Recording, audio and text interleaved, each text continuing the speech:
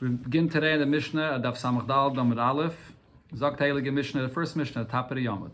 Zok Heilige Mishnah, Kidashti es biti. A father comes along and says, I was Mekadosh my daughter. This is a daughter which is a Ketana, and she's in the father's possession. He's Mekabel a Kidushin for her. Kidashtiya, he says he was Mekadosher to someone, and V'girashtiya. And then afterwards, the husband divorced her, and the father received the get for her. She wasn't yet fully married, it was only after the Kidushin, so the father is the one that receives the get for her. And this is all Kashihi Ketana.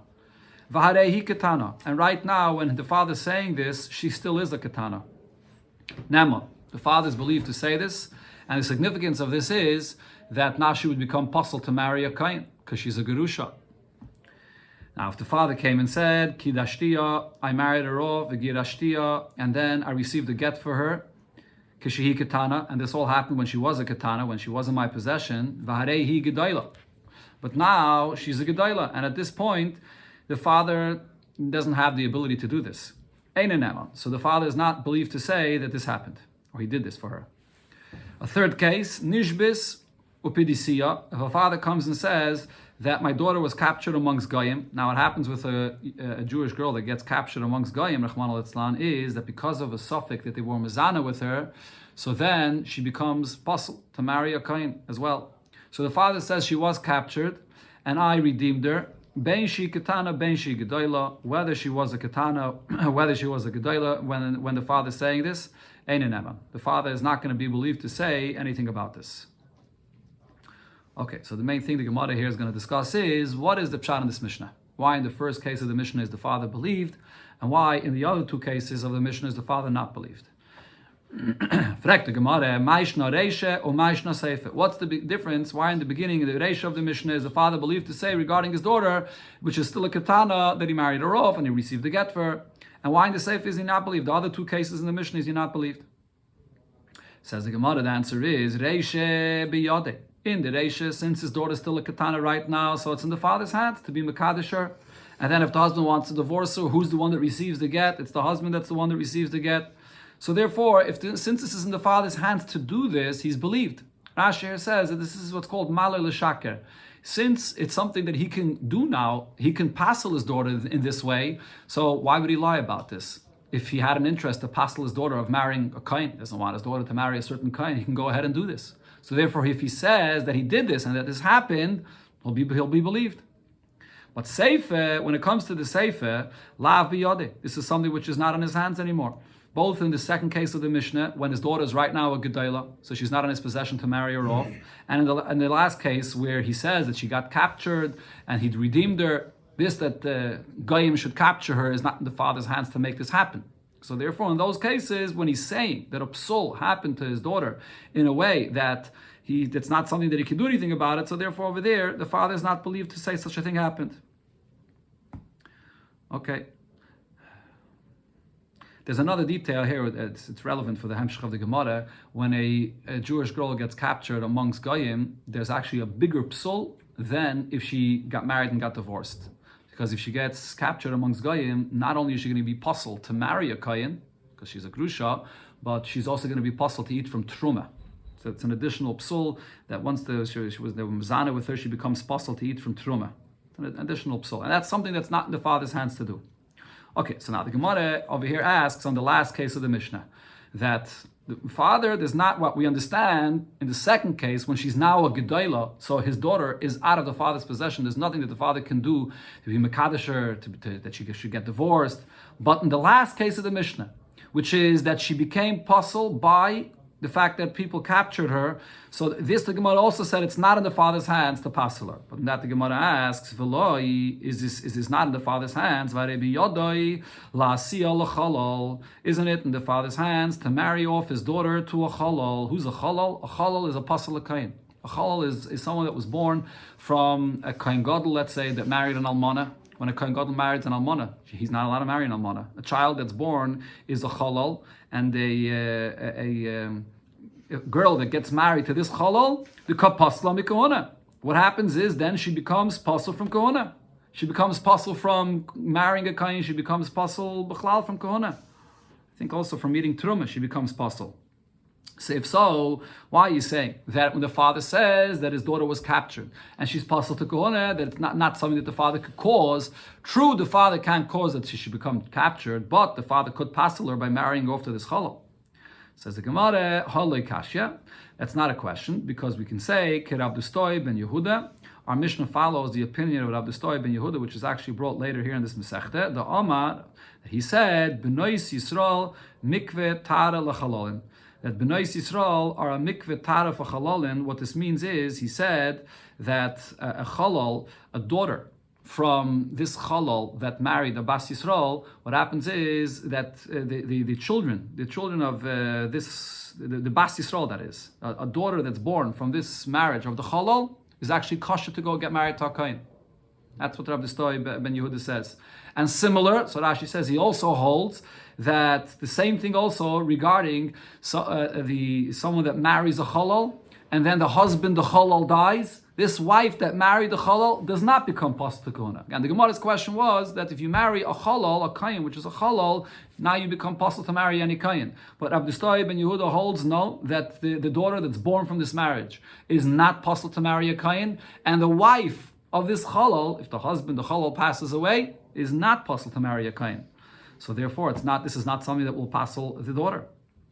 Okay. Now the main point over here is that it will not passel from eating truma. That's the point that Rashi points out of here, because l'chayri you could argue regarding this case of the Mishnah, where the Mishnah is talking about the father saying that the daughter was captured. We're talking even about a daughter that's a ketana.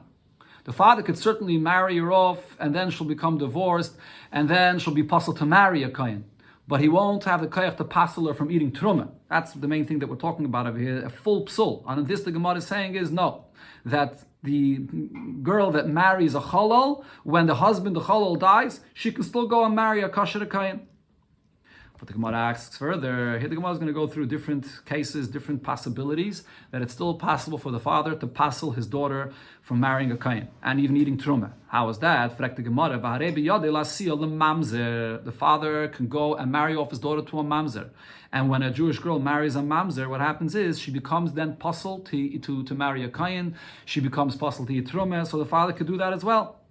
Says the Gemara, no. Actually, the father can't, because our Mishnah is following Rabbi Akiva's opinion. Rabbi Akiva, the Omar, ein Kidushin toifsin b'chayve lavin. Rabbi Akiva has a unique opinion, and we learned about this many times in the Gemara in Yavamis, that a Kidushin that's Aser, even if the Issa is only a lav, the whole Kidushin does not take effect b'chlal. Most Tanaim hold that only when it comes to a Issa, which is a Chi of Koris, then the Kidushin does not take effect. If it's a Chi of, the Issa is only a lav, then the Kidushin takes effect. And therefore the difference would be, if the Kidushin does take effect, then it would passel her, because she married someone that's forbidden. But Rabbi Akiva says, when you marry off your daughter to a mamzer, which is a Isser Lav, then the whole Kidushin doesn't take effect. If the whole thing is zero, it doesn't take effect, so it doesn't passel her. But the Gemara asks further, but how about if the case would be that his daughter, which is a katana, is already an almana? She married someone, and that man died, and now the daughter went back into the father's possession, okay, because when she's still a katana, and the person that married her didn't fully marry her, it was only after Kidushin, so now his daughter is a katana, but she's also an almana. Now the father could go ahead and marry off his daughter as an almana to a kohen gadol, which is obviously a isser of a lav, and it's a psul. And in such a case, the Gemara is now asking and assuming that according to Rabbi Akiva, this marriage will take effect. When Rabbi Akiva said that the marriage would not take effect, that's only a Issa lav, like mamzer, nosen, different kinds of lav and like that, that over there the Kidushin would not take effect and therefore would not passel her. But if his father is an almana, not father again, if the daughter is an almana, then he could marry her off to a kohen gadol and the Kidushin would take effect and he would passel her. So why does the Mishnah say in the last case that a father can't passel his daughter to say that, and therefore he's not believed to say that she was captured, if there is a certain scenario, if a daughter was an almana, that he could passel her? Says the Gemara, okay, Rab Simai, and this question over here follows what Rab Simai says. The Tanya, Rab Simai, when Rab Simai explained Rabbi Akiva's opinion, and he said as follows: Menakoil oiser Rabbi Akiva mamzer. Rabbi Akiva says any isalav. So what happens is, if you marry someone which is a isalav, the child that's born is a mamzer. These 2 points go together. If the Kiddushin is not toifis, so then the child that's born is a mamzer. So again, as I mentioned before, most Tanoim hold that only by a isakaris, like an Eshesish or other Isurim of Kodesh. Over there, the Kidushin doesn't take effect, and the child that's born is a mamzer. But by a Isser Lav, the Kidushin does take effect, and the child that's born is not a mamzer. It's a Isser, but the Kidushin still takes effect, and the child is not a mamzer. However, Rab Simoy explains, Rabbi Akiva holds that by any Isser Lav, the Kidushin does not take effect, and the child will be a mamzer. Chutz Malmana L'Kohen Gadol. By Almana L'Kohen Gadol is also Isser Lav, but there it's an exception. The Kidushin will take effect, and the child will not be a mamzer. Because over here we see when the Torah says the Lav, the Torah says Lo Yikach, that a Kohen should not marry an Almana, and then it says V'lo Yechalel, don't desecrate the child that's born. What does this mean? Chilul Ma'isa. What it does is that the child that's born is a Chalal, Ve'ei Naisa Mamzerin. But the child that's born is not a mamzer. So from here he learns out that the Kedushin does take effect, and the child will not be a mamzer. So if so, this is the question of the Gemara, a father could passel his daughter if she's an almana by marrying her off to a Kohen Gadol, and then that will passel the girl from then marrying a Kohen, because she just married the psul, and therefore it'll passel her. Says the Gemara, we're going to have to say that our Mishnah follows a different opinion. Rabbi Shevov. Our Mishnah goes according to the opinion of Rabbi Shevov that actually learned what Rabbi Akiva said differently. The Amar, Rabbi Shevov said about Rabbi Akiva's opinion that he actually disagreed with Rabbi Akiva, but we could see how he understood Rabbi Akiva's opinion. He said, Boyu v'nitzvach al Akiva ben Yosef. Let us come and protest and scream against the opinion of Rabbi Akiva. Shaya Omer, Rabbi Akiva would say, Kol she'en lo biyah b'Yisrael, anyone that does not have a biyah, beheter, that's not getting married in a way that it's allowed amongst Yidden, havlad mamzer. The child will be a mamzer. In other words, Rabbi Sheva was saying, look what Rabbi Akiva is doing. He's being marbe mamzerin b'Yisrael. He's saying that any kind of marriage which is not allowed, the child will be a mamzer. That includes even an almanah to Kohen Gadol. The Kidushin does not take effect. So the way Rabbi Sheva understood what Rabbi Akiva says shows that if the father would marry off his daughter, which is an almanah, to a Kohen Gadol, it won't passel her, because the marriage does not take effect. That's what Rabbi Sheva said about Rabbi Akiva. But now, here the Gemara points out, there's yet another option that we can argue how a father could passel his daughter. If what Rabbi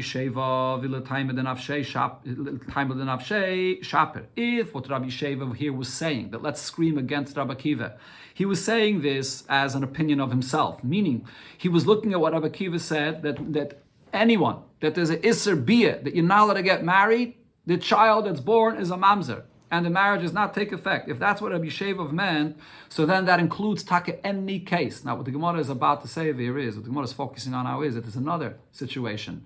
Till now we're talking about a Issa Kodesh or a Issa Lav, but then there's certain things which is only a Isser Asay. What's only a Isser Asay? Not to marry a Mitzri or an Adoimi for the first 3 generations. Over there, the Torah never says a lav to marry someone that's Megayer. Someone that's Megayer from Mitzri and Adoimi. There's no Isser Lav in that.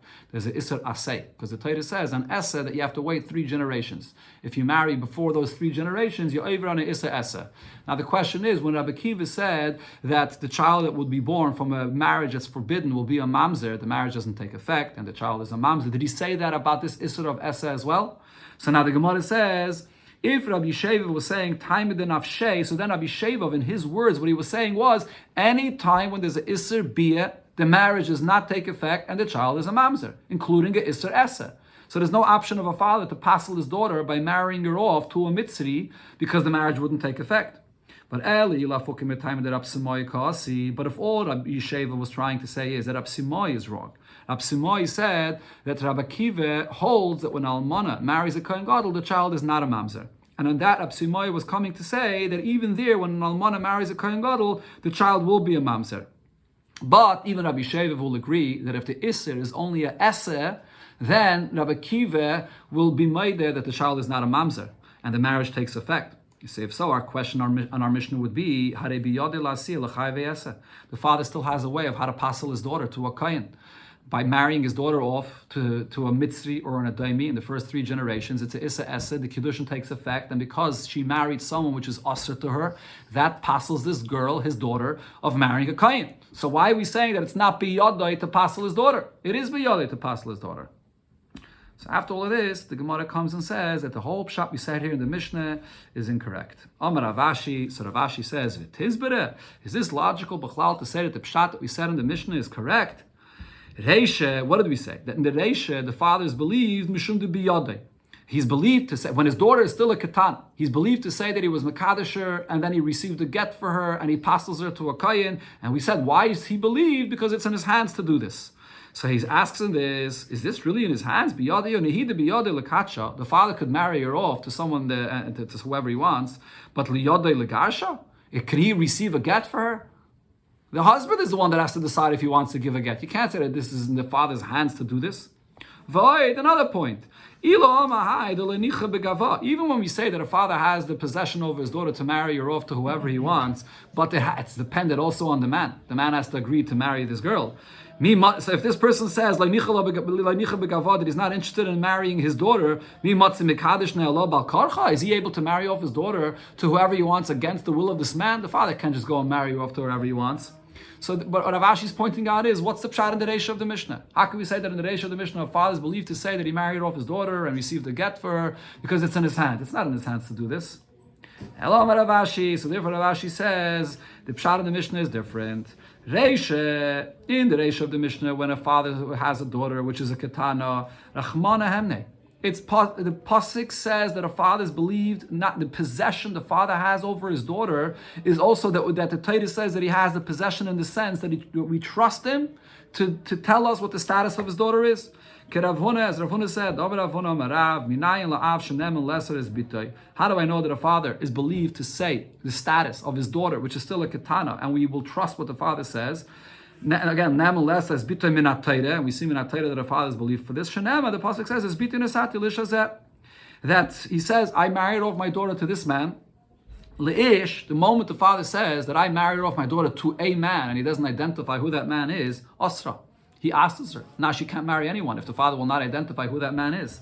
And then hazeh, when the father says it's this man, he tira b'nisuin. Now he says that this is the man who I was makadosh my daughter to, and now he's mat to her to go and get married to him. So what do we see? Hemne rachmana la'av. The Torah believed a father when his daughter is a ketana to say that who she married and what the status of his daughter is, whether she's kosher to get married to a kohen or not. So to say also that he received a get for her, this is part of the possession, part of the koyach that the Torah gave that a father is believed. That's when the daughter is a ketana. In the middle case of the Mishnah, the daughter is a gedayla, so the other father is not believed to say anything about her. And then the last case, b'shvuya loyemne.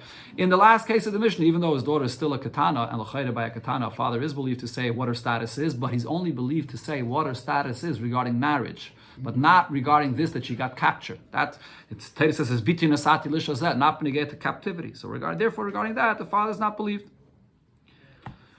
Person that said when he passed away or right before he passed away, yeshli bonim, I have sons. Meaning even if I didn't have any children from this marriage, but I had children from a different marriage. Neman, he's believed to say this. Now, what is he accomplishing by saying this? He's basically now being mated his wife to go get married to whoever he wants. It looks like that he had no children here. We don't know of any of his children. So when he dies, his wife is going to be also to marry anyone, and she has to have either yibum or chalitza. But now he's believed to say, no, I already had children, and therefore my wife is mutter. He's being mater his wife.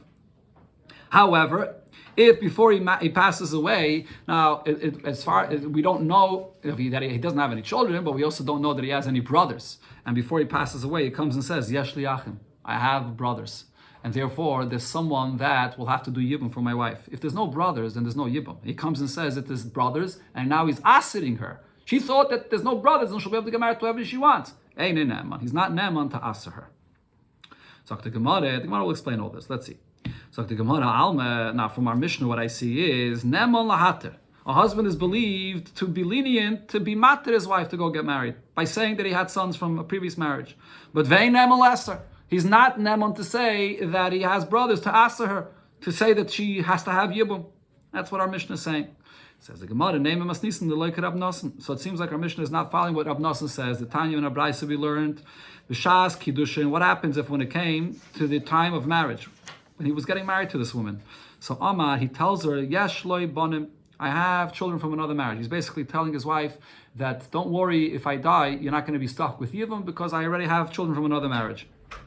But then what happened was, B'shas Misama, right before he passed away, he comes and tells her, what I told you is not true. I just didn't want you to worry, but the truth is, Ein loy bonim, I don't have any children. B'shas, or what happens in the reverse? B'shas Kidushin Omar, if when he came to marry her, he tells her, Ein la yachim, don't worry, I have no brothers, you'll never be stuck with my brothers with Yibum. But then B'shas Misa Omar, when he's about to pass away, he tells her that no, yesh la yachim, I do have brothers. Says the Braise, Neman lahater, he's only believed to say, to be mat to her, to go get married to someone else. So what he said at the time of Kidushin, which is mat to her, that he's believed to say, but Vei Neman lesser. The husband is not believed to come and tell her, oh, I don't have any sons, or that I do have brothers to ask her. That is not believed. Devrei Rebbe. This is what Rebbe says. So this seems to be just like what it says in our Mishnah, that he's only believed to be matter and not believed to ask her. Rav Nasa says, no, af neman lesser. The husband will also be believed to ask her. If he comes and says, now that I have brothers or that I don't have sons, he'll be believed to ask her as well, that she'll not be obligated to have Yibum. So it seems like Rav Nosson is not is the opposite of what our Mishnah says. So Rava says, no, it's not a contradiction to our Mishnah. Rav Nosson can fit with what our Mishnah says as well. Why? Because Shani Hossam, over there in the Braise, it's different. Kivin, the Bishas, Mise, Kohadebe, since we see that at the time when he passed away, so he's changing of what he already had told her when he came to marry her, Eime Kushtakama. This itself is a svara to say that what he's saying is true.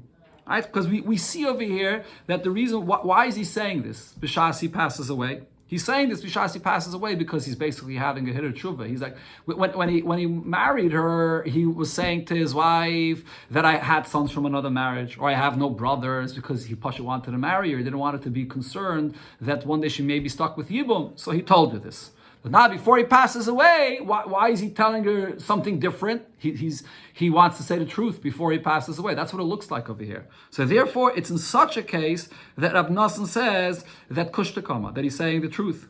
Whereas in our Mishnah, Rab Nosson would agree to what it says in our Mishnah, a husband that passes away, and right before he passes away, all of a sudden, he comes up with this new thing. Oh, by the way, you're going to be usher, you can't marry anyone else. Before he passes away. Why is he saying this now? Why is he making problems now? Over here, there's a suspicion that he's only saying this, that he wants to be mitzayah her, that he has something against his wife and he wants to cause her pain. So therefore, in this case, we're not going to believe her. That's Rav Svara, to be mechalik between the Mishnah and the Braise. Amalei Abaye doesn't accept this pshat. Abaye says, no, this Svara is actually the opposite. V'lav kol dekenu, isn't this a kal v'chayim here? Hashtenau uma hosam, if in the Braise, the kamor eleli dibure, when the husband now, when he passes away, is coming and saying, what I told you when I married you was a lie. He's coming and changing from what he told her before. Amrit kushtaka amar. Nevertheless, you're saying that we trust what he says now, even though we have a reason to say that what he's saying now is not true because he himself said differently before. And nevertheless, Rab Nosson says we believe him now not only to be matter but also to aser. So in the Mishnah, where the husband didn't say anything differently previously, he's just now coming and telling her a fact, that I have brothers or that I don't have sons. Like Kol Shekain, for sure, Rab Nosson would say in our Mishnah that we believe what the husband says to aser her. So Abaye doesn't accept this difference. Adarabah, the fact that he's not changing from what he says before is a svara that we should believe him, even more so to aser. So the chayda, again, it seems like what it says in our Mishnah is different than what Rav Nosson said. So Elam Abaye gives a different shot, that you have to know, the main point of here is the chazakah. What was the previous status before the husband opened his mouth? That's the main point there, which is the difference between the Mishnah and the Braise. Masnisen, what our Mishnah is speaking about is the situation is we don't know of any brothers that this husband has, and we don't know of any sons that he has. So therefore, we say, if we don't know of any sons that he had previously, and we don't know of any brothers that he had, what does that mean? If we don't know of any sons or brothers that he had previously, so what's his wife's status right now? Her status is that there's no yibum. That's the chazakah. Because there's no brothers. True, he has no sons, but there's no brothers either. So therefore, when he says, I have sons, Neman, he's going to be believed. Because by saying he has sons, he's not going against that chazakah. The status is that there's no yibum, and now he's saying that he has sons. Weiter, there's no yibum. He's not breaking that status. But if he comes and says, Yesh li achim, that I have brothers, and an emon, then he's not going to be believed, because lav kol kamina, kula alma. He's not believed to go against the chazakah that we have, that he has no brothers and no sons, and now he comes and says, I have brothers, he's saying something against the chazakah. So the difference over here is not whether to be mater or to aser. That's not the point. The point is, when he's being mater, he's not going against the chazakah. When he's trying to aser her, he's going against the chazakah that we had that until this point, that she didn't need any yibum. That's the case of the Mishnah. On the other hand, what's the Braisa talking about? The muchzik lon ba'achi, that this person has, as far as we know, there's a chazakah that he does have brothers. And v'loy muchzik lon b'bani. And as far as we know, he has no sons. So now, over here, what's the previous status of this woman, of his wife? That she is chayiv in yibum. So now, over here, when the husband comes along, now this is over here in the Braisa, what was the case? The husband first spoke to his wife when he came to marry her. Not when he was dying, but when he came to marry her. Now the husband comes along and says that, don't worry, you're not going to be chayiv in yibum. So again, there was a previous status that she is chayiv in yibum, because there's brothers, and he has no children from a previous marriage. And now the husband comes along and says, either he comes and says, I have no brothers, or he comes and says that, he comes to say that she's not going to be chayiv in yibum.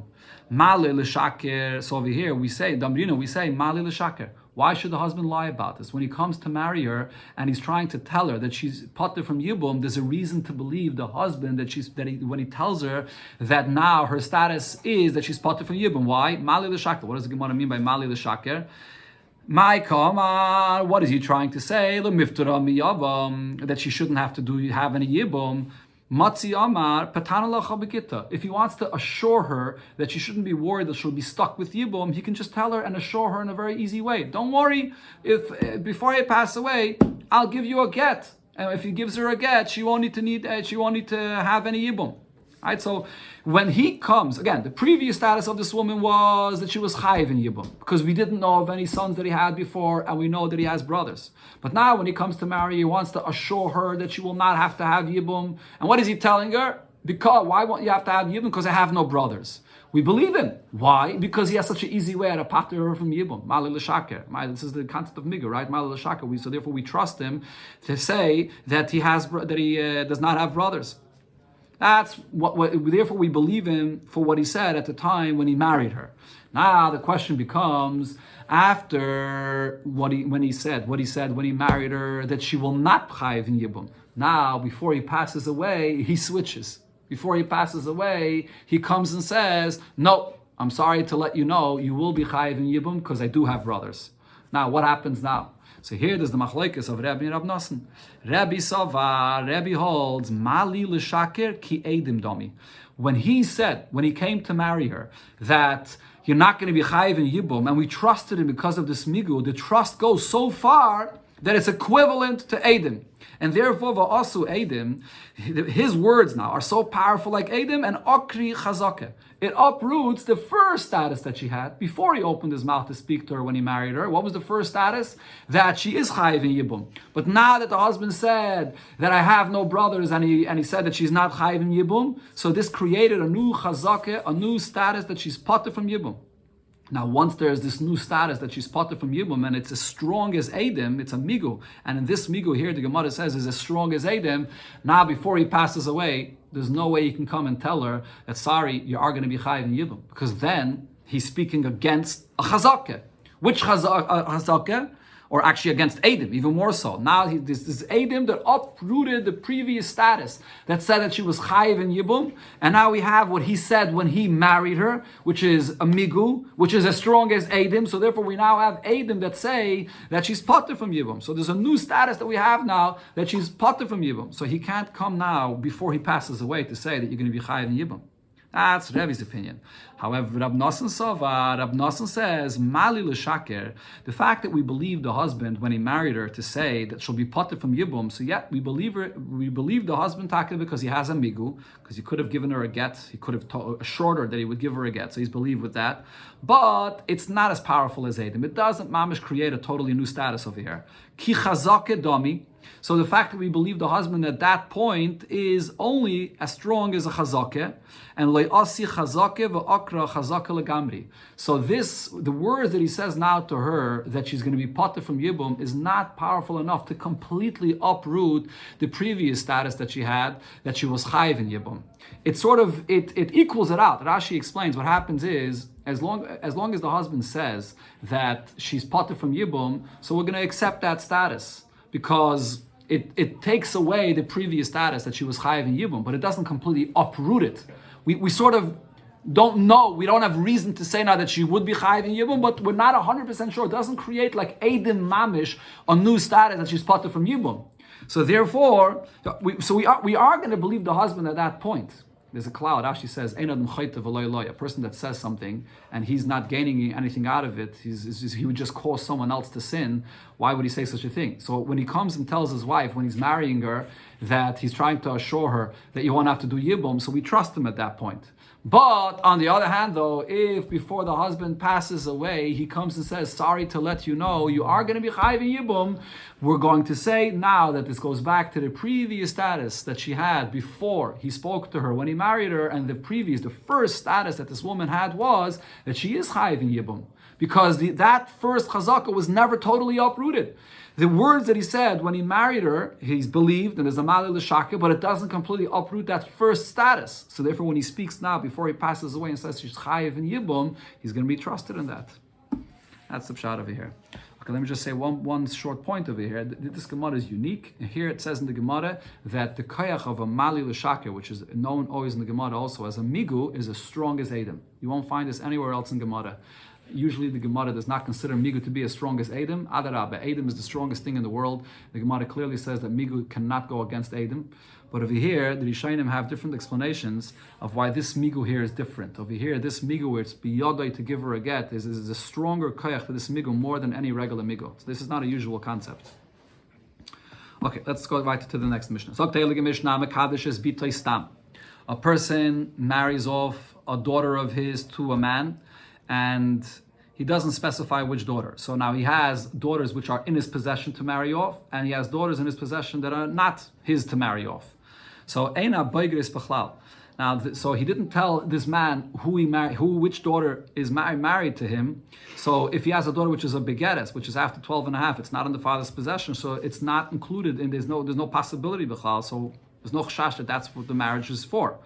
Who's the one that would be married here? A daughter which is a katana or a naira. That's who we married off to this man. Another case, Dr. Gemara, the Mishnah that is, we had this brought in the Gemara before on Daf Nun Aleph. There's a chazara over here. This Mishnah and the Gemara here is a chazara from what we learned before on Daf Nun Aleph. So the next case over here is as follows. Person has two sets of daughters. Mishtei nashim, of two wives that he married. An older set of daughters and a younger set of daughters from two wives. Va'ama kidashti es biti gedayla. And he tells a man, I'm being mekadosh to you, my daughter, which is a gedayla, the older one. Now, but it's not clear though what he meant by the gedayla. Let's say he has four daughters, two from the older set and two from the younger set of the younger wife. V'eni yedeya, now I don't know what he means by this. Im gedayla shebe gedaylais. When he says this, does it mean the gedayla shebe gedaylais that he married off the oldest of the oldest set, or he means the older one of the younger set of daughters, or maybe he means the younger one of the older set, which is older than the younger set. So it could be any of these. The husband just said to a man, I'm being mekadosh you to my older daughter, and he didn't specify. So what happens is, all of them are going to become asra. They're all going to need a get from this man because we don't know which one it is that the husband married off. The only one that doesn't need a get is the youngest of the youngest set, because that's definitely can't be referred to as gedayla. Divrei Rab Meir. That's Rab Meir's opinion. Rabbi Yosi says, Kulon mutarais, all of them are going to be mutter, chutz min ha'gedayla shebegedaylis. Besides the gedayla shebegedaylis, besides the very oldest one, they're all going to be mutter. Because Rabbi Meir holds when a person says something, so then his words that he says, which are not clear, a person sometimes says things in a way that are not clear, and when he said Gedayla, it could be any of those Gedaylas that could be defined in Gedayla in any way, even though it's a suffix. It creates a suffix here. Rabbi Yosi says it doesn't work that way. When a person speaks, he means something which is clear, unequivocal. So he means dafka the gedolish and begedolish. He couldn't have meant anything else. Now the Gemara says the same exact thing the other way around. If a person comes and says that Kidashti is bitya ketana, I'm marrying off my daughter, which is the ketana to you. Ve'eni yedeyim ketana shebektanais. And now he comes and says, when I said I'm marrying you off to you, my daughter Katana, I didn't specify because I meant one of my daughters of the Katanas. And it doesn't, I don't know which one it was. Oy Katana, so he doesn't know if it's the Katana Shebektanais, is it the youngest one? Oy Katana Shebektanais, is it the younger one from the older group? Oy Gedaila Shebektanais, or it's an older one from the younger group, She Katana, Mena Katana Shebektanais, because she's still younger from the older group. So kol anasurais, all of them are going to be aser, because in some way they could all be defined as katana. Chutz min hagedayla shebegedaylis, besides the very oldest one, which will not be aser. Divrei Rab Meir, similar to what we said before. Rabbi Yosi says, kulan v'tarais, all of them are going to be allowed. Chutz min hagtana shebektanes, besides the very youngest one, since the very youngest one is clearly that when a person speaks, we say what he meant is what it could mean exclusively this, and that's clear that he meant katana shebektanes, not anything else. Okay, the Gemara will explain why the Mishnah basically has to say the same thing twice. It's saying the same point regarding Gedaila and regarding Katana. Okay, but the Gemara goes back now to the first part of the Mishnah. Frek the Gemara, what did it say in the first part of the Mishnah? A person has by Gedes, he has a daughter which is out of his possession. He has daughters which are Katanas. So what did it say? That the Gedes is for sure not who he married off because he can't. So it says the Gemara, ha-ketanais b'chlal, but if he has daughters which are ketanais, and he tells a man that I was mekadesh to you, my daughter's ketanais, so, and he doesn't specify which daughter is being mekadesh, so both of them will not be in this Safik Kidushin. Shamet mina, can't we prove from here, Kidushin she'ein mesurin lebiyeh, that when you have a Kidushin, and here it's two sisters, and it's not clear to which sister he married off. And so this man can't have a relation with any one of them because you might be having a relation with the sister of your wife. So even though this is a Kidushin where there's no possibility to have any relation, have a Kidushin. Nevertheless, this is a Kidushin. And this was the machlekes in the Gemara and Daf Nun Aleph between Abaye and Rava by a Kidushin which there's no bia possible whether the Kidushin takes effect. And here we see that the Kidushin does take effect. The Gemara there brought the exact same question. So the Gemara answers, as we learned before already, what is it talking about over here? The case actually over here is that he only has one daughter, which is a begeres, and one daughter, which is a katana. So what the Mishnah is saying is, it's not the begeres which is married, it's only the katana. That's it. But the Mishnah uses a plural term. When it comes to the older daughters that are out of his possession, it uses a plural term of baigrais, which indicates that the younger daughters that are in his possession are also more than one. So how could you say there's just one baigeres and one katana? So the Gemara says that plural term is not a question. My baigrais the alma. It doesn't mean that he has more than one daughter which is older. It's saying that anybody in such a situation that has an older daughter, that older daughter is not in the suffix. But this person here only has one daughter. Okay, but now the Gemara asks another question. If that's the case over here, then pshita, then isn't the case of the Mishnah very obvious? We know that the begeres is out of his possession and the katana is. Why would I think that when a father married off a daughter to somebody and he doesn't specify which one, why would I think that the begeres is included in that? And says the Gemara, the Kiddush over here is as follows. The Shavyi shliach, even his daughter, which is out of his possession, she appointed the father to be a shliach to marry her off.